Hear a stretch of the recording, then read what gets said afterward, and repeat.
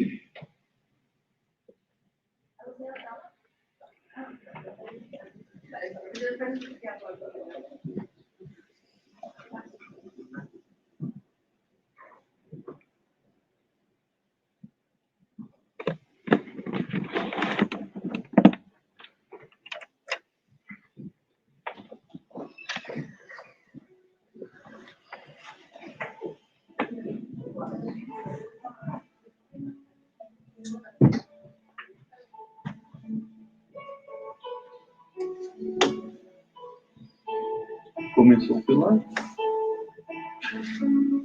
Não, só na cozinha. Você trabalha dobrado. Só começa depressa, graças a Deus. Vai 11 dias direto. Começa as coisas falando.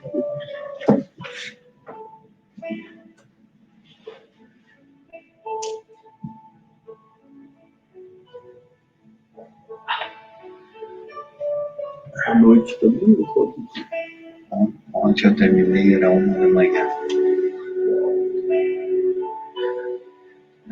Meia-noite e meia. Das 7 da manhã também.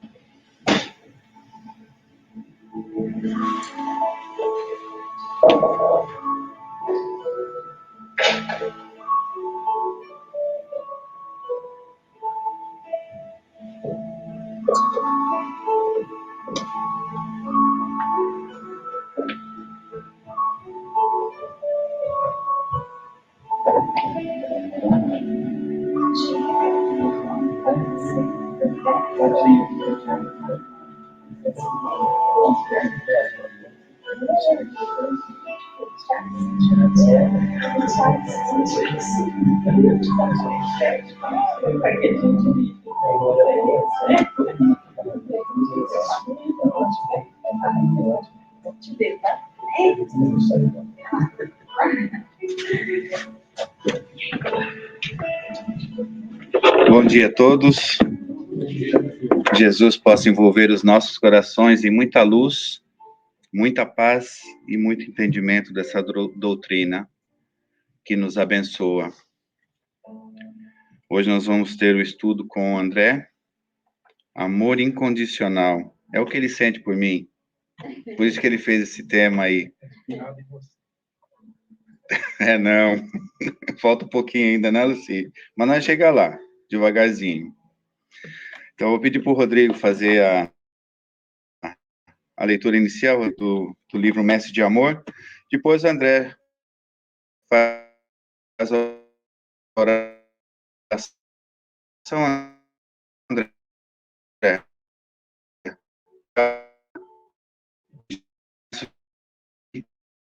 Nosso coração aberto à mensagem de Jesus. Rodrigo, por favor.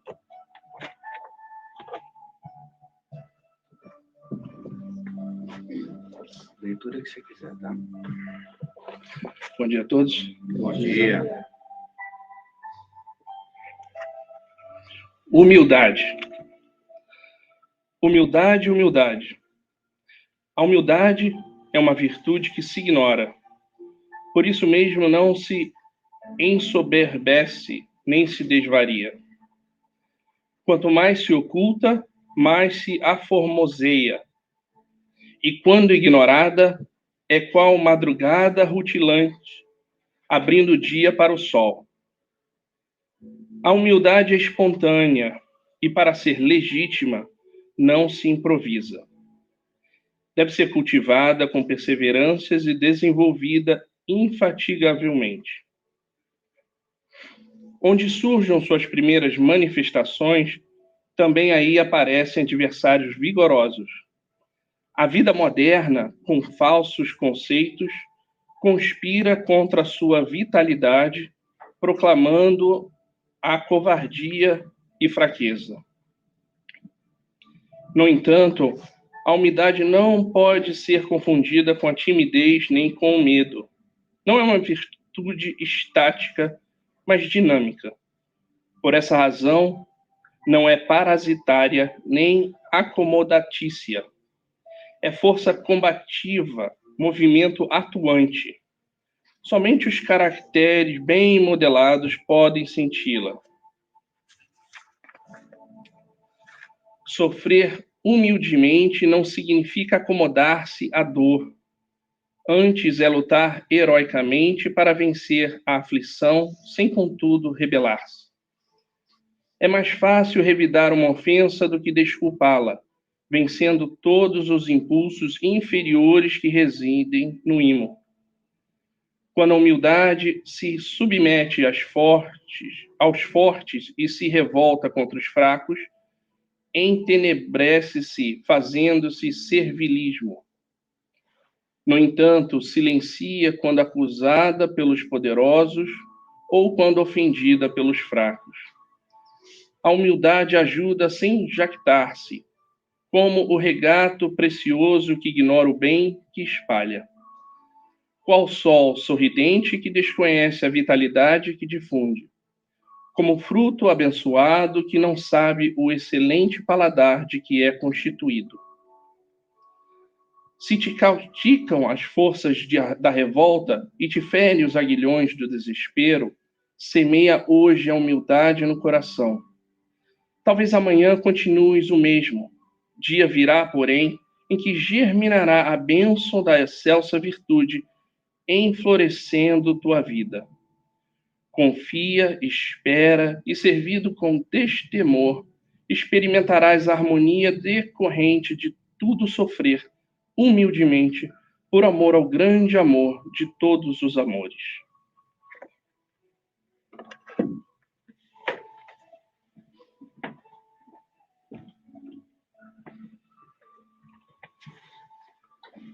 Vamos fechar os olhos, gente.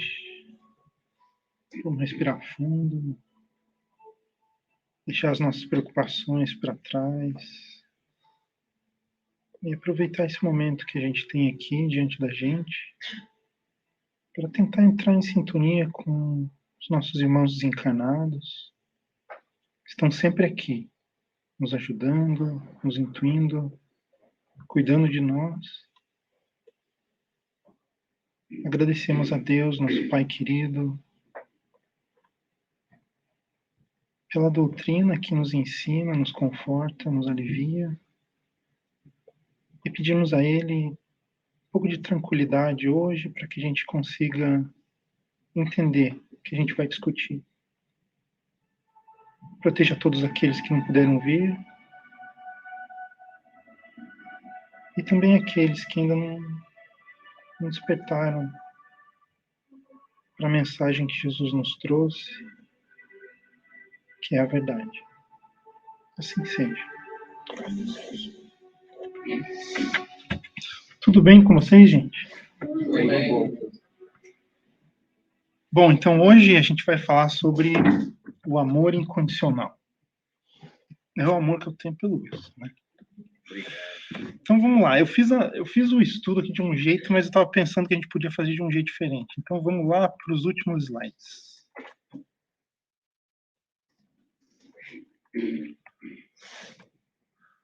Aqui, então, no final, eu deixei para o final porque eu achei que não ia dar tempo, mas eu acho que a gente tem que começar por eles para a gente tentar achar a resposta para essas perguntas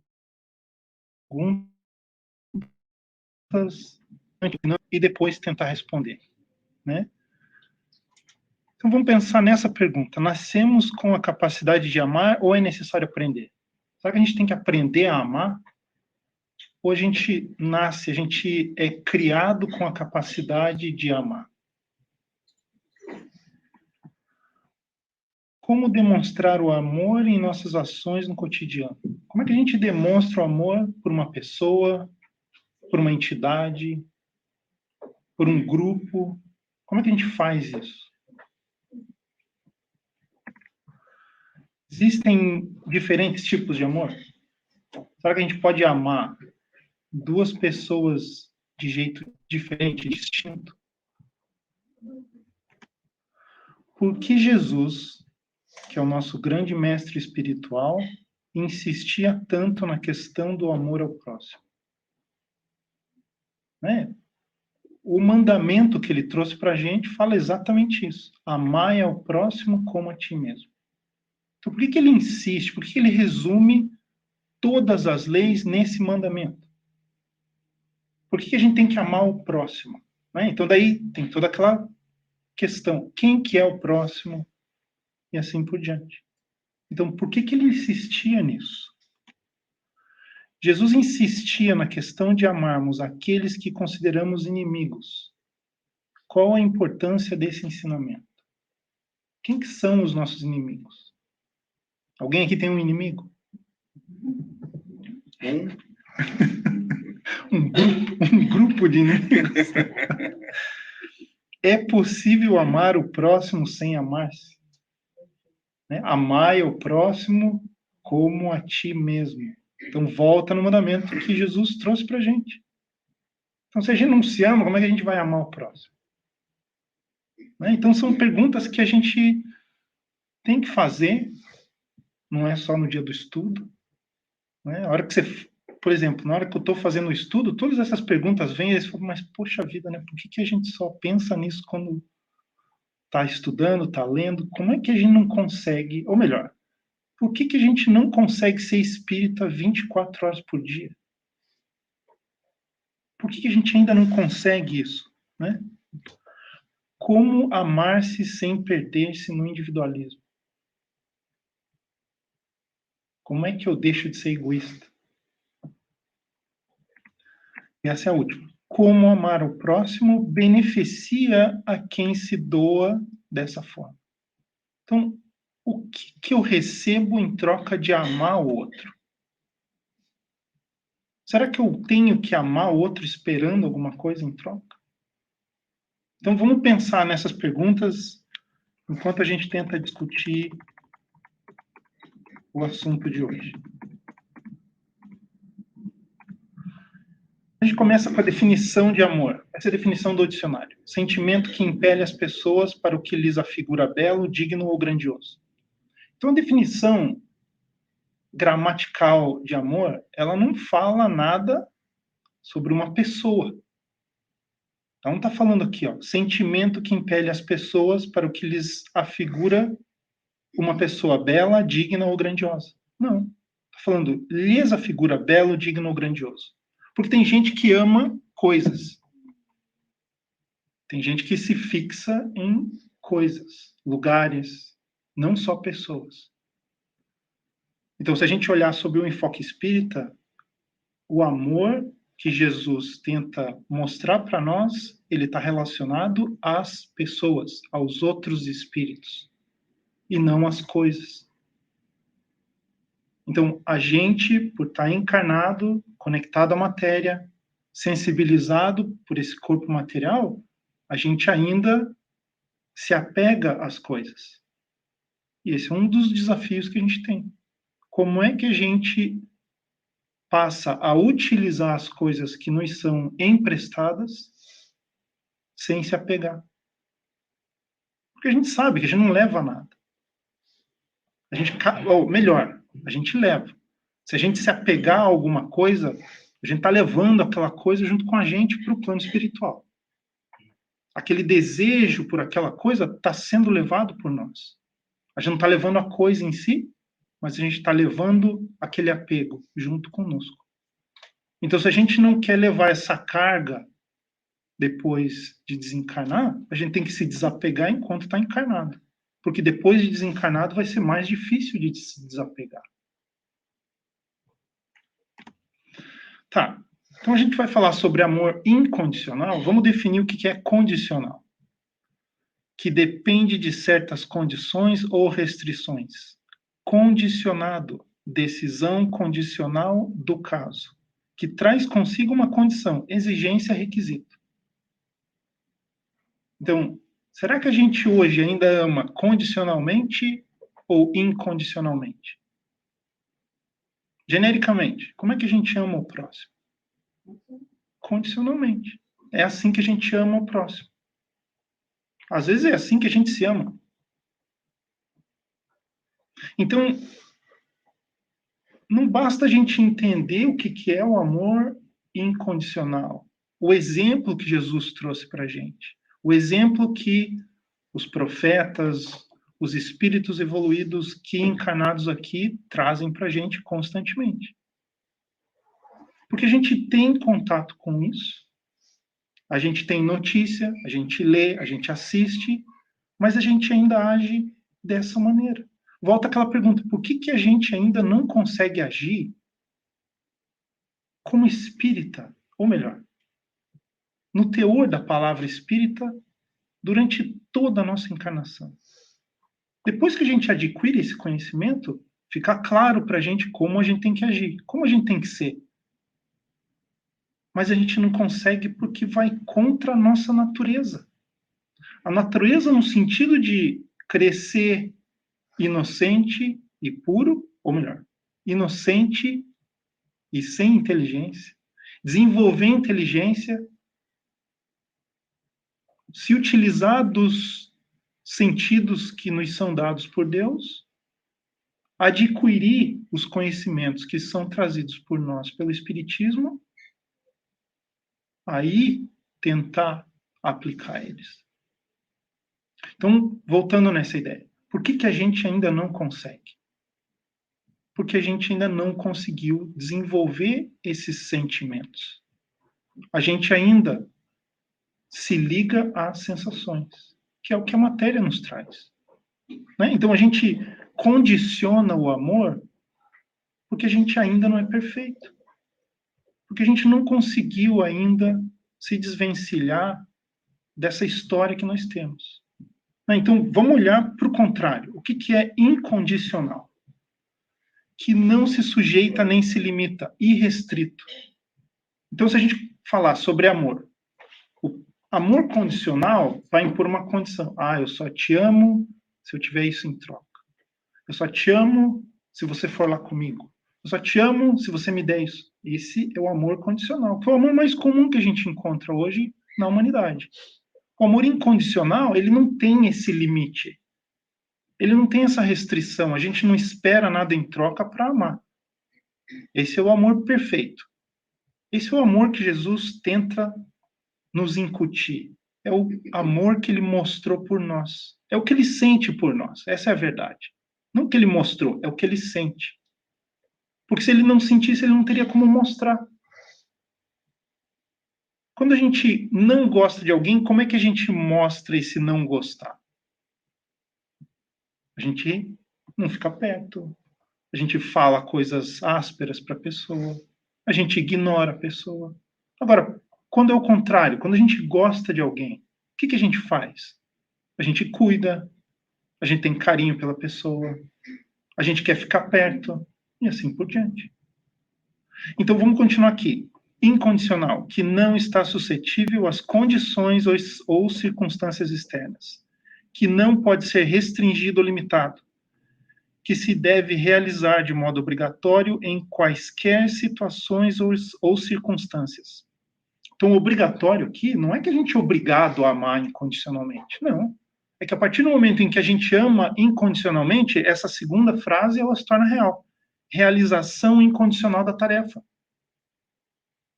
Não existe condição para a gente amar, para a gente demonstrar aquele amor, para cuidar. Eu cuido de você porque eu te amo, não é porque você me dá algo em troca, porque você é bom comigo, porque você me ajuda a atravessar a rua, porque você me leva em tal lugar. Não.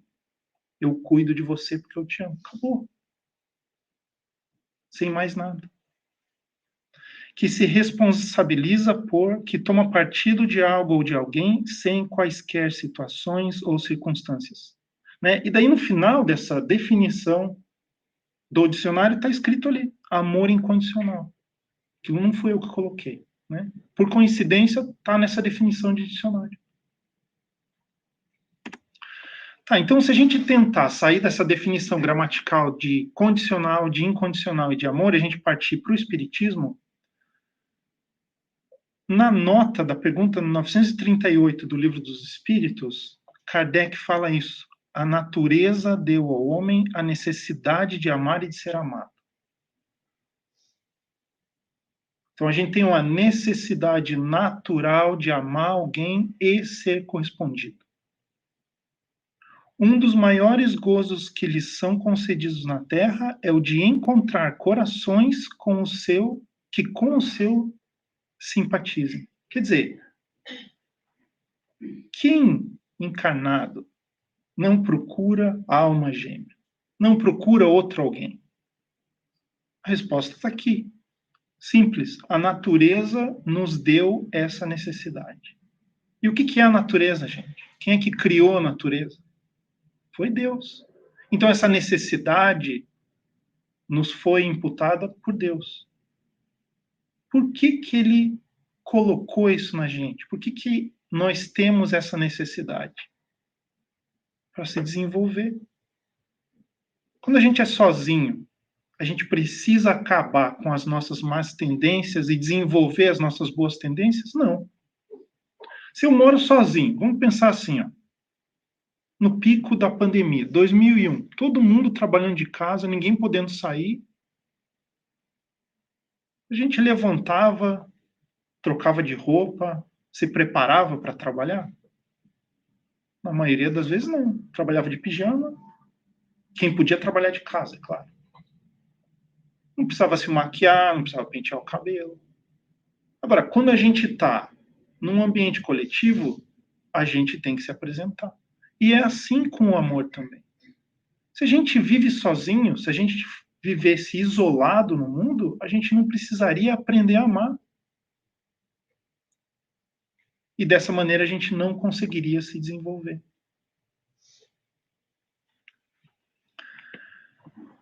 Dá-lhe ela, assim, as primícias da felicidade que o aguarda no mundo dos espíritos perfeitos, onde tudo é amor e benignidade. Desse gozo está excluído o egoísta. Então, no finalzinho dessa observação, o que Kardec coloca? Que o egoísta não consegue amar. Por quê? Porque só pensa nele mesmo. Então, volta aquilo que eu estava falando. Quando a gente vive sozinho, a gente não precisa exercitar a capacidade de amar, de se preocupar com o outro, de cuidar do outro, de ter paciência com o outro, de ser bom com o outro, e assim por diante. Vamos continuar. Bom, se a gente parar aqui e voltar para aquelas perguntas que a gente leu no começo. Como é que a gente age no dia a dia? É dessa maneira? É da maneira condicional? É da maneira incondicional? Por que a gente tem que amar? A gente tem que amar condicionalmente, incondicionalmente? Vamos tentar lembrar das perguntas durante o estudo. Bom, então vamos sair das definições e vamos tentar partir para um exemplo. Então, eu acho que aqui a gente tem dois dos maiores exemplos práticos de amor que foram apresentados para a gente até hoje. Então, a gente tem, de um lado, Jesus, e a gente tem, do outro lado, Paulo. Então, quando Paulo estava naquela estrada para Damasco, ele estava saindo de uma situação, de uma fase da vida dele que estava difícil, né? Ele estava perseguindo todos aqueles apóstolos da Casa do Caminho. Ele já tinha condenado e condenado do Estevão, e Abigail tinha morrido. Então, essa era a situação de Paulo, ou Saulo, até agora, indo para Damasco. Ele estava indo lá para quê? Para tentar achar Ananias, que ele achava que era o culpado pela morte da Abigail, que era a paixão, que era o amor da vida dele. Então, quando ele entra naquela estrada, ele está com tudo aquilo na cabeça. Né? Ele chegou no pico da vida dele como rabino, ele conseguiu, né, condenar e executar aquele que ele achava que era uma grande ameaça ao judaísmo, e ele estava indo lá para daí se vingar do Ananias. E no meio do caminho, o que acontece? Ou melhor, não no meio do caminho, quase chegando lá em Damasco, tem aquela cena onde Jesus chega para ele e se mostra. Agora, vamos tentar imaginar essa cena. Será que Saulo está enxergando Jesus com os olhos? Eu acredito que não. Eu acho que Saulo estava sentindo Jesus em espírito. Porque como é que o espírito enxerga? É através do olho ou é através dos sentidos do espírito? Através dos sentidos do espírito. Então, nessa descrição que a gente tem dessa modificação de Saulo para Paulo, Jesus teve que vir e fazer Saulo sentir quem ele era. Então a gente tem, de um lado, esse amor incondicional de um ser, que é Jesus, de um espírito, que é Jesus, que para tudo que está fazendo e vem ter com um daqueles irmãos dele, que nós somos todos irmãos de Jesus, e pergunto, por que você está me perseguindo? O que você quer de mim? Você está matando aqueles lá que estão fazendo o trabalho que eu pedi para eles fazerem. Por que você está fazendo isso? A gente está junto nessa caminhada.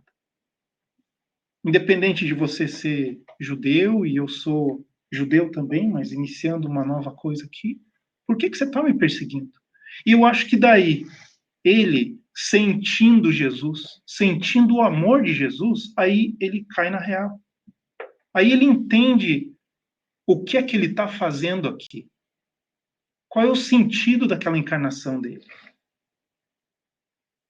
Porque até então, ele estava fazendo o trabalho dele, de rabino. O judaísmo estava indo contra aqueles da Casa do Caminho, porque aqueles eram vistos como uma ameaça à religião que predominava naquela região e naquela época. Seria mais ou menos como hoje. A briga que existe entre as religiões. Só que o que a gente não vê é o que está por trás. E Jesus veio para mostrar para ele o que é que está por trás. Através do sentimento. E não teve como mostrar, senão sentindo, fazendo ele sentir o amor que Jesus sentia por ele. Se a gente for pensar, naquele momento, ou em todos os momentos, é incondicional. Tá, então daí naquela conversa, né, se a gente for seguir, ele ainda não consegue identificar quem que é aquele ser. Ele é atraído para aquele ser, naquele desdobramento que ele tem, e pergunta, quem que é você? E aí Jesus responde, eu sou Jesus. Aquele que está sendo perseguido por você. Então daí, Emmanuel fala desse jeito, que naquela hora que Jesus se identifica, Emmanuel fala isso, é que o amor deveria animar-lhe o coração cheio de augusta misericórdia. Então, isso é o que Emmanuel fala para nós, o porquê de Jesus vir e entrar em contato com Paulo. Só através do amor que Jesus sentia por ele é que iria fazer aquela fagulha despertar, aquela faísca sair. para vir encontrá-lo nas estradas desertas, a ele, Saulo, que se arvorara em perseguidor implacável dos discípulos mais fiéis. Então, isso é o que Emmanuel fala para nós que Jesus veio fazer. Não teve outro jeito. Saulo, ou melhor, Abigail veio e tentou convencer ele do que estava acontecendo. Né? Estevão veio, tentou convencer ele do que estava acontecendo. Ele foi na casa do caminho, viu qual era a palestra dos apóstolos lá e ainda não conseguiu se convencer. Então, Jesus não veio de cara, ele não veio direto falar com Saulo. Alguns emissários vieram e tentaram convencer ele da real função dele na terra naquele ponto. Só que chegou num ponto que não dava mais. Jesus teve que intervir. E o único jeito foi através do amor. Então, esse é o amor incondicional. Então, até aqui a gente tem o exemplo de Jesus. Jesus para tudo e fala, olha, agora está na hora de mostrar para ele como é que se ama. Tá, daí depois desse episódio, o que acontece com Saulo? Saulo vira Paulo, e aí ele demonstra o amor incondicional a Jesus. Ele entrega a vida dele de uma hora para outra e passa a trabalhar em função de Jesus. Ele não faz mais nada na vida dele a não ser trabalhar para Jesus. Tenta imaginar, quem é que hoje abandonaria a situação em que Saulo se encontrava, que era uma das melhores na região onde ele vivia? Ele tinha dinheiro, ele era bonito, ele tinha um alto cargo no Sinédrio. Quer dizer, o mundo para ele era perfeito. Ele tinha autoridade, poder. Ele abandona tudo isso e vai trabalhar para Jesus, que era quem ele estava perseguindo. Será que a gente teria condição não de abandonar tudo, mas de tentar ser espírita 24 horas por dia? Eu não estou falando da gente, vamos largar o nosso emprego, vamos virar um monge. Não, não é isso. Vamos abandonar esses conceitos que nós temos condicionais e vamos começar a aplicar conceitos incondicionais na nossa vida.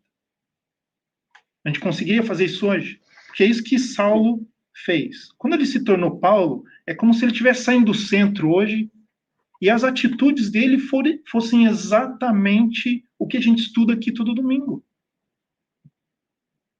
Constante. A gente ainda não consegue fazer isso. André, ele tinha tudo, só faltava ali o principal. Faltava aquela faísca, aquele contato com Jesus. Não teve outro jeito, porque Abigail tinha amor por ele, e aquele amor não conseguiu sensibilizar ele. Né? Ele tinha tudo. Ele teve oportunidades diversas, e ele não conseguiu. Mas será que a gente não tem essas oportunidades também? E por que será que a gente não consegue? Essa pergunta eu estou fazendo para mim, não estou fazendo para você, eu estou fazendo para mim. Por que eu não consigo? Não é fácil, não é fácil. Eu acho que é muito mais cômodo para a gente agir condicionalmente do que incondicionalmente. Deixar de pensar na gente e passar a pensar no próximo. É muito mais fácil pensar em mim somente. Não é? Eu acho que um exemplo super fácil é assim, ó. Depois que você tem filho, a tua vida muda. Por quê? Porque você passa de pensar em você, você tem a obrigação de parar de pensar só em você e você tem que começar a pensar em outro ser. Não é assim?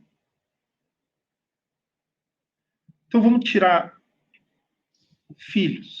Quando a gente tem um pai doente, a gente tem que parar de pensar na gente e começar a pensar num outro ser. Ah, eu tenho que trabalhar hoje. Não, mas eu tenho que cuidar do meu pai, da minha mãe, do meu tio, seja lá quem for. de um amigo, de um estranho.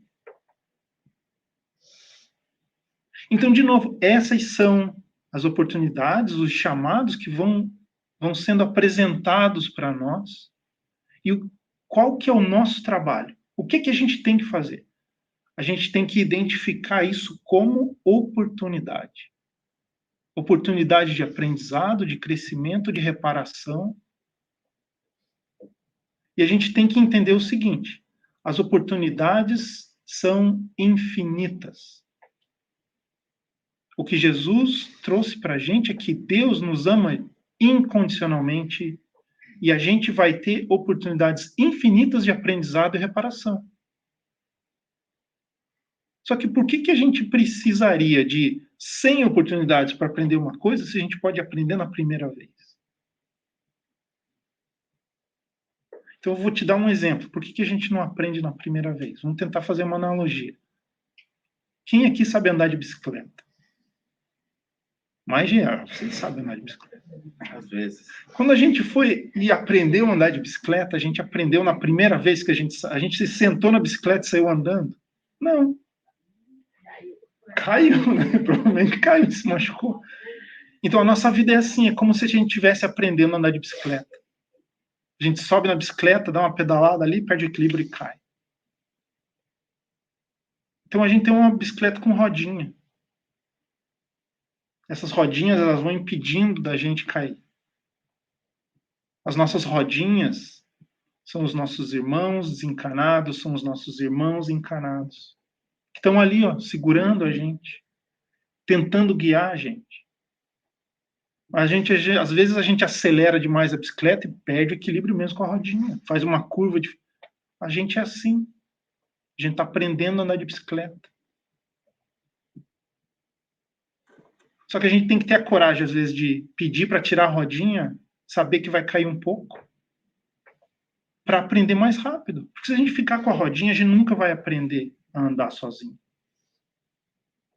Então, de novo, a gente tem que aprender a identificar muitas das situações que, a princípio, a gente vê como problema, como dificuldade, e mudar esse prisma e olhar como uma oportunidade. Porque daí, a maneira com que a gente enfrenta isso já muda.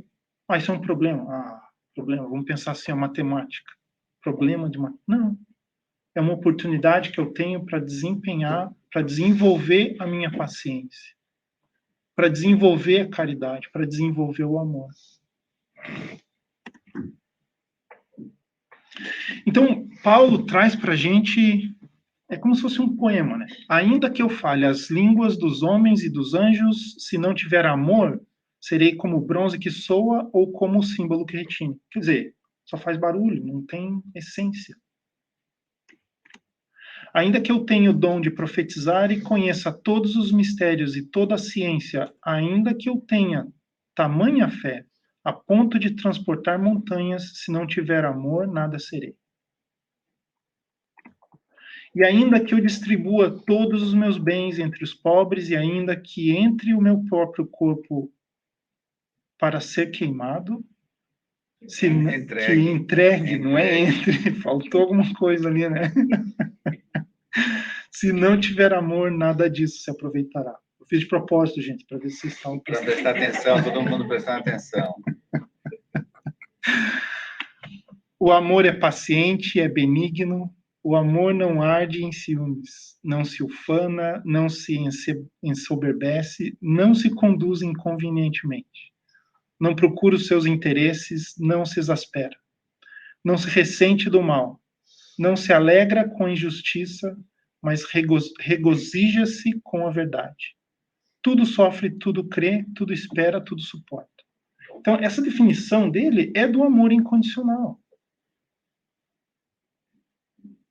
Essa é a receita que ele traz para a gente chegar mais próximo de Jesus, de Deus, chegar mais próximo da perfeição. Então vamos pensar assim, ó, Deus criou a gente sabendo que a gente ia errar, sabendo que a gente ia demorar para aprender, mas mesmo assim ele nos criou. Mesmo assim, ele falou, vou criar esses espíritos aqui, vou dar a chance para ele. Qual é o objetivo de tudo isso? A gente não sabe. A gente não sabe por que Deus cria espírito. A gente não sabe. Mas a gente tem a certeza da bondade de Deus, né? De nos criar. A gente ainda não consegue enxergar essa beleza da criação, quase que provas e expiações, né? Então a gente sofre aqui. Não dá para a gente negar isso. A gente sofre. Então a gente não consegue ver esse amor, a gente não consegue ver essa beleza que existe por trás dessa criação. Existem flashes de felicidade que a gente tem, que aí a gente consegue parar e ver, nossa, é legal, é bom. Bom, então vamos olhar, vamos tentar esmiuçar esse slide aqui, que Paulo divide as características do amor incondicional em 9. Né? Então, primeira, paciência. O verdadeiro amor é paciente. A paciência é a virtude de quem suporta males e incômodos sem queixumes nem revolta. Emmanuel fala que a verdadeira paciência é sempre uma exteriorização da alma que realizou muito amor em si mesma para dá-lo a outrem na exemplificação. É aquela historinha, né? A gente só consegue dar o que tem. Se a gente não tem, não tem como dar. O Wilson, eu cheguei aqui, o Wilson falou, me empresta 10. Aí eu falei, não tem como.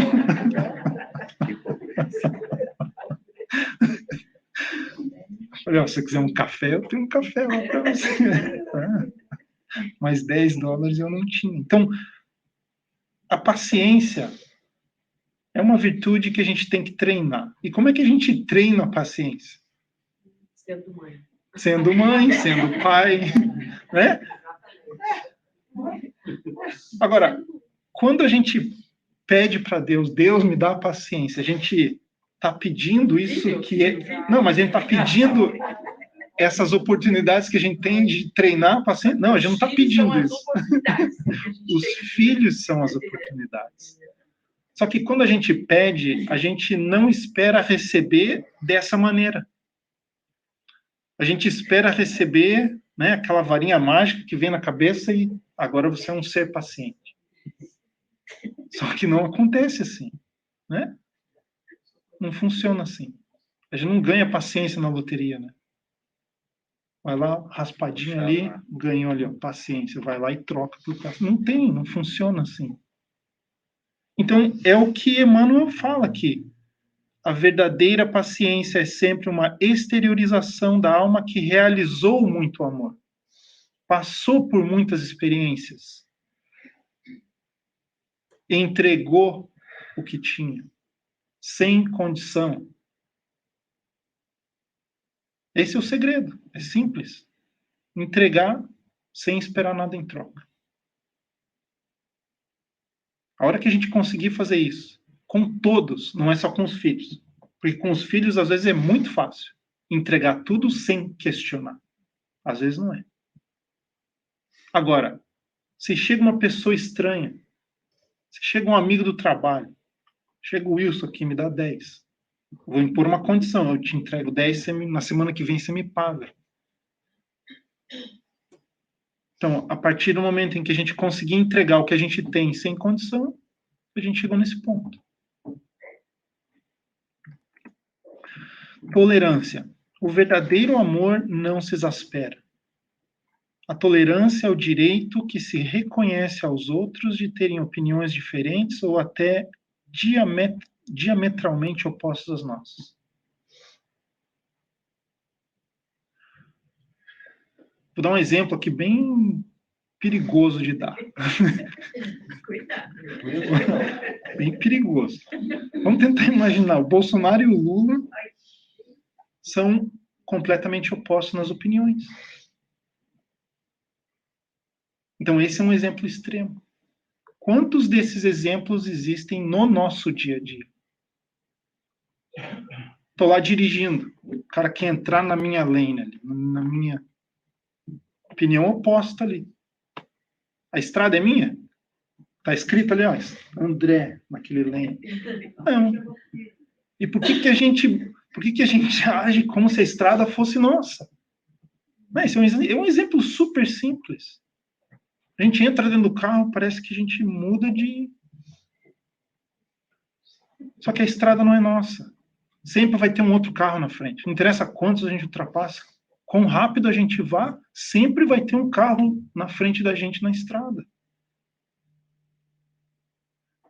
Só que a nossa vida não é uma competição. A gente não está competindo com o outro para ver quem é que vai ser perfeito antes. Não. Primeiro que a gente não lembra quantas encarnações a gente teve. Quando a gente está encarnado, a gente não lembra.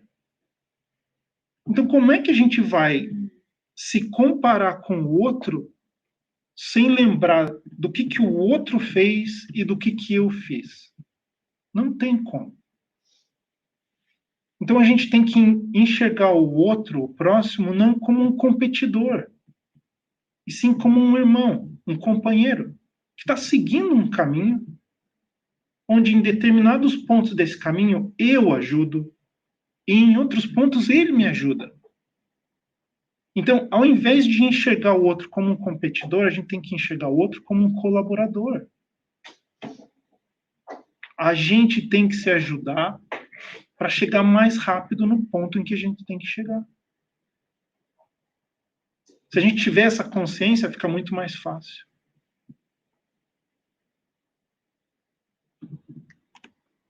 Benevolência. O verdadeiro amor é benigno. O verdadeiro amor, para transbordar em benefícios, precisa trabalhar sempre. Então, esse ponto que André Luiz traz para a gente é o quê? A gente não vai conseguir amar o próximo incondicionalmente sentado, sem fazer nada. É uma capacidade que a gente tem que treinar, tem que exercitar. De novo, a analogia da bicicleta. Se a gente não sair pedalando, a gente não vai adquirir equilíbrio. Se a gente não treinar esse músculo que está dentro do espírito, que é amar, a gente não vai conseguir amar incondicionalmente. A gente vai continuar amando e exigindo do próximo somente através da condição. Eu faço isso se você me der aquilo. É assim que eu te amo. Eu amo você porque você é bonito, porque você é bonita. Eu amo você porque você é jovem. Tem que ser assim ou tem que ser eu amo você? Acabou. Sem um porquê.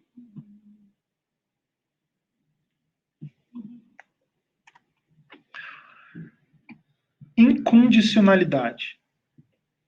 Então aqui, se a gente for olhar, todas essas características do amor perfeito, elas estão conectadas à questão de condicional e incondicional. Tudo que ele traz para a gente é pare de pôr condições para doar o que você tem. Porque o que é o amor, gente? O amor é doar o nosso tempo, é ter paciência, é ser benevolente. Isso é amor. Essa é a definição do amor. Esses conceitos que ele está trazendo, essas características do amor incondicional, é o que é amor. Nada mais do que isso. O verdadeiro amor é incondicional. Não espera por recompensas ou retribuições pelos benefícios que oferece a outrem. Somos nós mesmos que nos iludimos, por querer que as criaturas deem o que não podem e que ajam como imaginamos que devem agir. Mas a gente está fazendo o que Jesus pediu para a gente. A gente está amando o próximo do jeito que a gente se ama. Né? Eu quero que o outro haja do jeito que eu ajo. Então vamos imaginar assim, eu amo o outro condicionalmente. O que ele faz em relação a mim? Retribui esse amor condicional com condições. O que a gente está esperando? A gente ainda é assim. A gente não consegue amar sem essas condições. O outro também não. Se eu não consigo, por que eu espero que o outro consiga? Então tem que partir de mim. Alguém tem que dar o primeiro passo. E a gente é espírita. Então a gente já tem essa consciência um pouquinho mais aflorada. Por quê? Porque a gente tem acesso à informação. E a partir do momento em que você aprende, você não consegue desaprender. Né? Não tem como você desver alguma coisa. A partir do momento que você viu, está visto. A partir do momento em que você aprende isso aqui, não tem como desaprender. Você pode esquecer de propósito. Você pode ignorar o que você aprendeu. Mas você não tem como desaprender. Pode demorar um pouco para você ir no teu registro mental e buscar aquele conhecimento, mas a partir do momento em que você aprende, você não desaprende. Você pode se recusar a agir da maneira correta, mas você sabe o que é correto. Então, de novo, a gente se ilude, achando que a gente ama da maneira correta e esperando que aquele que ama a nós vai agir do jeito que eu quero, não do jeito que eu estou agindo. Faço o que eu falo, não faço o que eu faço. Né? Maturidade. O verdadeiro amor não arde em ciúmes. O ciúme trata-se de uma inquietação mental e emocional que ocorre diante da possibilidade, ainda que real, de perder algo que julgamos ser nosso por direito. A gente possui alguém. Na verdade, a gente não possui nada. Né? Tudo que nós temos aqui nos é emprestado. É temporário. Se é temporário, é nosso? Não. Muito menos uma pessoa. Então, de novo, né? Se a gente voltar no slide anterior, a gente se ilude. E daí chega aqui, ele está falando o quê? De novo, ilusão. A gente acha que é nosso. Agora, é igual uma planta. Se você não cultivar uma amizade, se você não cultivar um relacionamento, o que acontece com a planta que não recebe água, não recebe luz? Morre. Então, um relacionamento, seja ele qual for, ele é entre duas pessoas, dois espíritos. Ele tem que ser nutrido. Quando você nutre com água suja, a gente vai ter um resultado. Quando a gente nutre aquilo com água limpa, a gente tem um outro resultado. Então, esse, de novo, é o exercício que a gente tem que praticar e insistir em decidir qual é a água que a gente vai colocar nessa planta do relacionamento. Com todos. Né? Em todas as oportunidades que a gente tem em se relacionar com alguém. Respeito. O verdadeiro amor não se conduz inconvenientemente. Nossa liberdade termina onde começa a do outro. No tumulto de nossas emoções, agimos inadequadamente quando não fazemos uso do bom senso, do equilíbrio e do respeito em nossas relações com os demais. Então, aqui, o que nos é trazido é: a gente tem direitos, mas a gente tem deveres. Só que a gente acha que a gente tem muito mais direito do que dever. Né? Não é assim? Acabou a fase de declaração de imposto aqui, né, nos Estados Unidos. Eu acho que eu tinha que ter recebido mais, eu acho que eu tinha que ter pago menos. Quer dizer, o que eu acho que eu tenho que ter é sempre mais do que o outro pode ter ou tem que ter. De novo, volta nos conceitos. É pensar no outro de um jeito diferente, não como posse. Não querer que ele haja do jeito que eu quero que ele haja.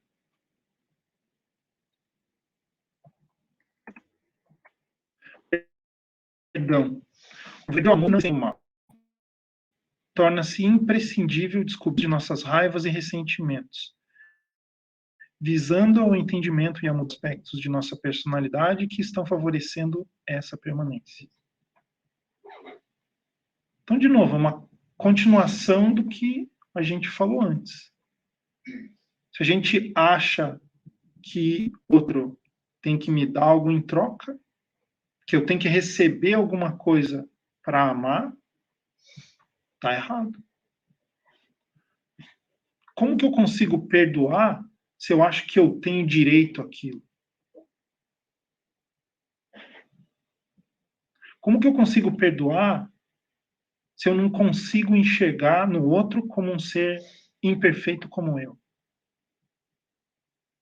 Porque na maioria das vezes, quando a gente toma ofensa, a gente também faz aquilo que o outro fez conosco. Quando a gente é ofendido, normalmente a gente também comete aquela mesma ofensa. Então, se a gente for olhar para o próximo não como um ser perfeito, que tem que dar tudo para a gente da maneira com que eu queira, e sim da maneira com que ele pode dar. Todos nós temos limitações. E se a gente for olhar de volta aquele conceitozinho de que a gente só consegue dar o que tem, não dá para a gente exigir do próximo o que ele não tem.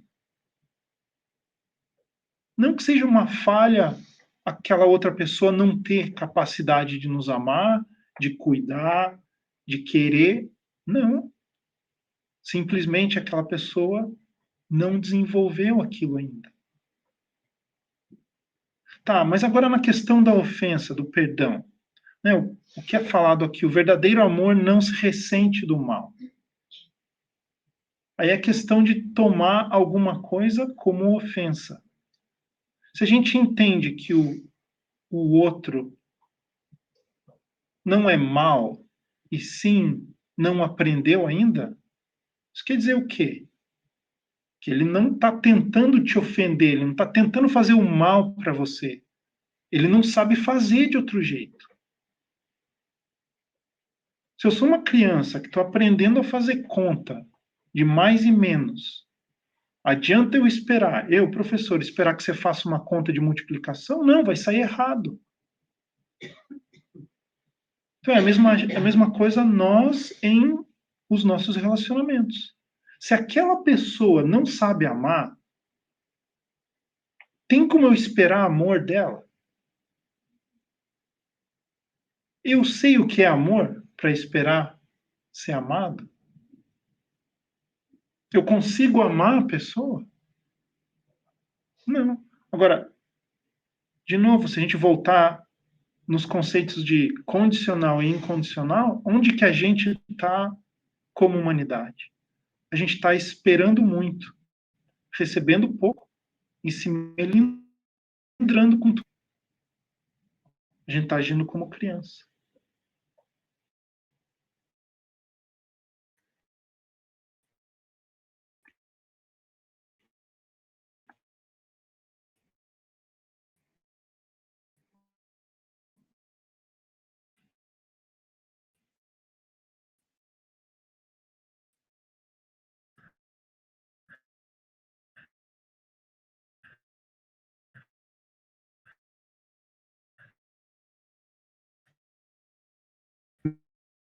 É